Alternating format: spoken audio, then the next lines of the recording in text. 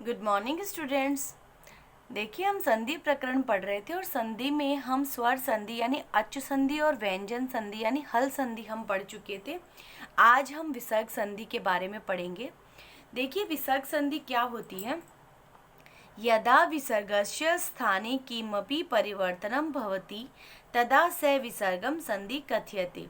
यानी कि यदि किसी भी इसका मतलब होता है कि अगर किसी भी विसर्ग के स्थान पर कोई परिवर्तन होता है तो वहाँ पर विसर्ग संधि होती है। जैसे विसर्ग का स्वर वर्ण अथवा व्यंजन वर्ण के साथ मेल होने पर जब विसर्ग में कोई विकार यानी परिवर्तन होता है तो उसे विसर्ग संधि कहते हैं। देखिए, विसर्ग संधि में पहले नंबर पर आती है आपके सत्व संधि।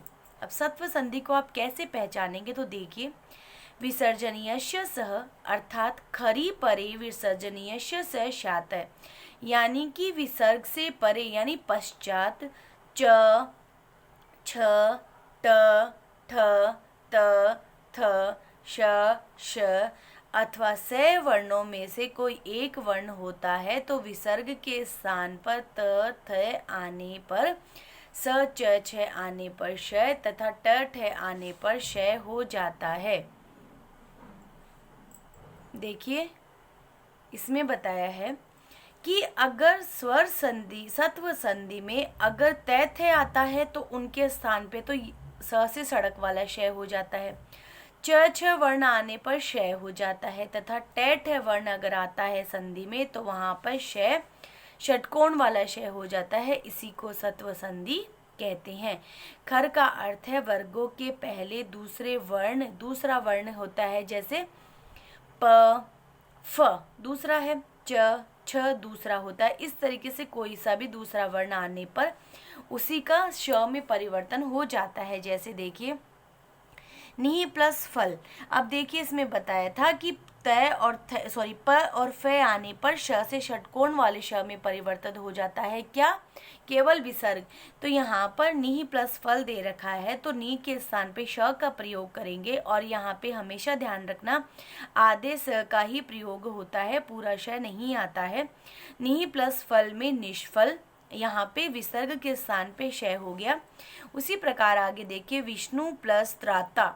विष्णु का विसर्ग है, यहाँ पे विष्णु प्लस त्राता में देखिए विसर्ग के स्थान पे स आ गया। क्यों? क्योंकि त्रता त कौन सा है? त किससे मिल कौन से वर्ग का है? त और थ, यानी पहला और दूसरा अक्षर आने पर स में परिवर्तन हो जाता है। तो यहाँ पे विष्णु त्राता धनुष टंकार है, धनु। अब देखिए, ट दे रखा है तो ट हो जाएगा श में, तो धनुष टंकार है।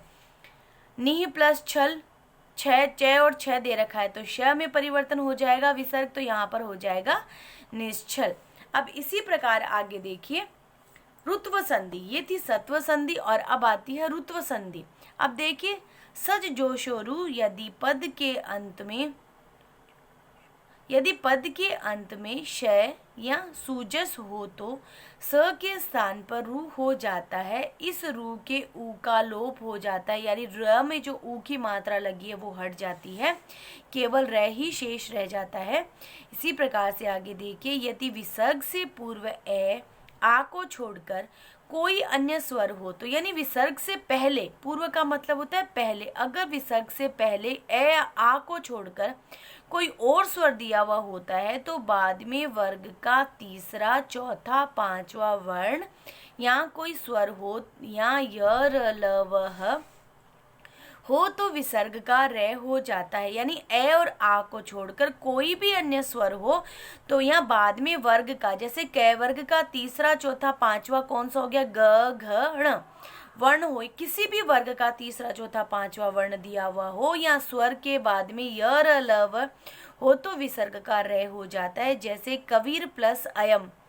कवीर प्लस अयम में देखिए, यहाँ पर कवीरम, कवीर यम, यहाँ पर क्या हुआ? अ का लोप हो गया, र में क्या हो गया? कवीर्यम। कवि प्लस गच्छति, कवीर गच्छति, र लग जाता है और यहाँ पर क्या हो जाता है? तीसरा वर्ण है गे, इसके विसर्ग के स्थान पे र आ गया तो कवीर गच्छति। कवि प्लस जयते। अब यहाँ पे ज दे रखा है, च छ ज तीसरा वर्ण है और इसके स्थान पे विसर्ग के स्थान पे र का प्रयोग करेंगे। कबीर जयते। ये वाली दोनों संधियां सत्व संधि और ऋत्व संधि आपको उदाहरण सहित अपनी कॉपी में करनी है। धन्यवाद।